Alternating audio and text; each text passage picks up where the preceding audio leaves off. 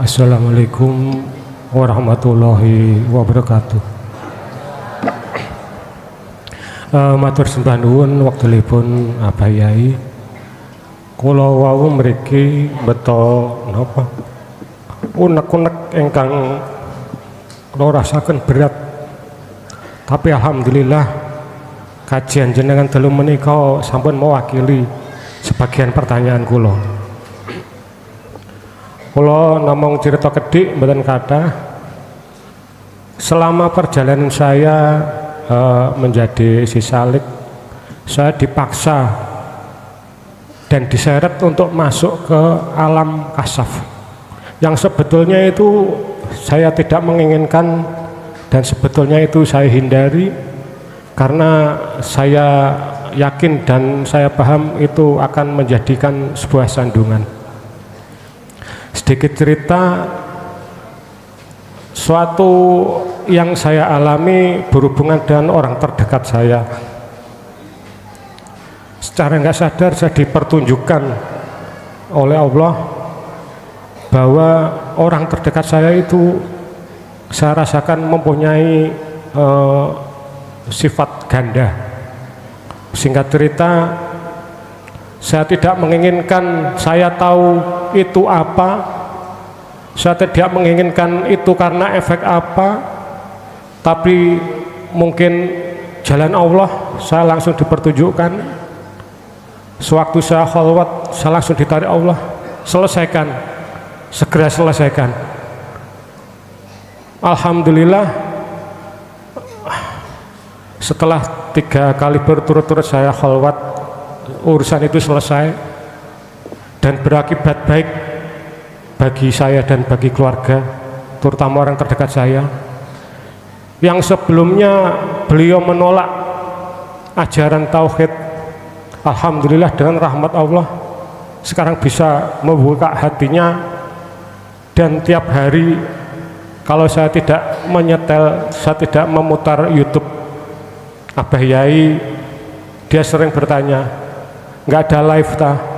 Aku saman setel no live biar hatiku tenang. Alhamdulillah, mungkin dengan jalan Allah menarik saya ke kasab, saya bisa menyelesaikan yang selama ini saya anggap yang saya tidak anggap dan saya pasrahkan ke Allah dan saya tanggulangi dengan rasa kesabaran saya. Pertanyaan saya,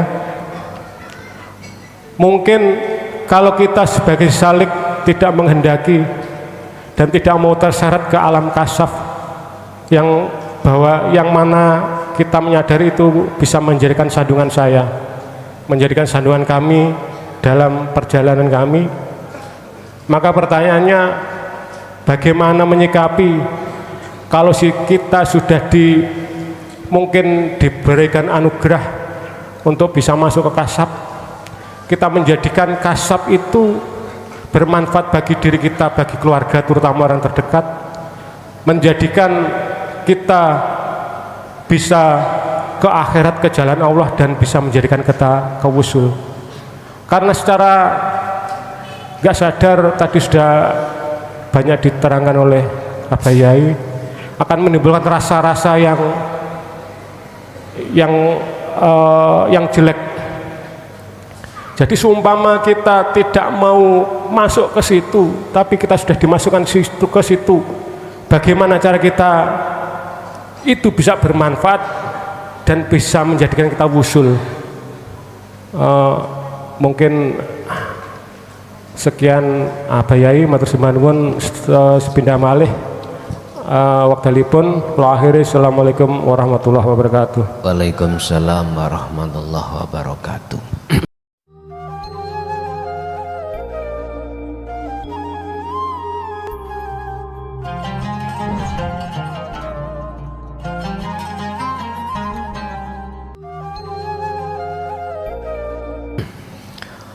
Untuk mensiasati atau mensikapi adanya isi di dalam alam mukasafah biar tidak menjadi penghalang hati kepada Allah adalah daimad dzikri fi akhwalikum. Apa? Daiman ngelanggengno, daimad dzikri ngelanggengno dzikir fi akhwalikum ing dalem piro-piro keadaan panjenengan. Zikir yang kami maksud di sini bukan zikir mungguh orang awam. Zikir yang kumaksud di sini adalah zikir ing mungguh orang khusus. Itulah zikirnya para kekasih Allah, baik para wali, para nabi, para rasul. Ini tiada lagi kecuali wahuwa adzikru bisiril asor hatta fana idzikri. Itu sebab gini Pak, lebih mudah Anda menjaga zikir itu di dalam alam kasab manakala Allah yang menarik ke kasaf daripada jenengan godak ke kasaf. Beda orang yang berstatus ahli kasaf, mukasif, itu berangkat dari godak, ngopong godak Pak,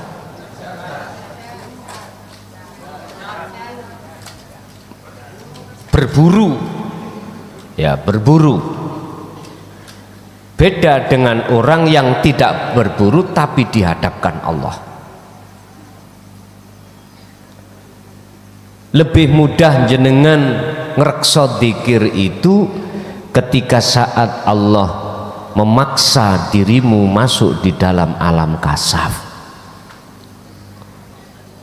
Tadi saya katakan untuk mensiasati adalah daimad dzikri fi akhwalikum.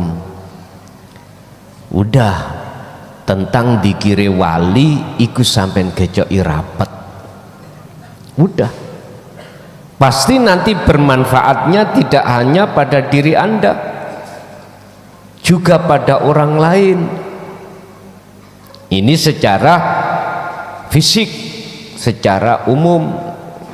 Secara khusus justru itu sebagai kendaraan panjenengan bisa ketemu Gusti Allah. Kuncinya cuman daimad dzikri fi akhwalikum, langgengno dzikir di dalam seluruh keadaan. Lebih-lebih keadaan yang paling ekstrim tadi loh Pak ya, jenengan menghadapi zaujatul akhara, garwa sing duweni pangeran loro. Nah iku saumpek ya. Paham nggih maksud kula? Nggih. Ya. Pangerane gak situk tapi loro. Bapak Ibu hadirin rahimakumullah. Apa mesti semua si salik itu dihadapkan hal itu? Mboten. Wis iku suka-suka Allah. Makanya wis bersyukurlah di antara jenengan jikalau masuk dalam deretan orang yang tidak dibukakan pintu kasaf atau tidak diuji Allah lewat garwa. Ngoten. Nggih, ada lain?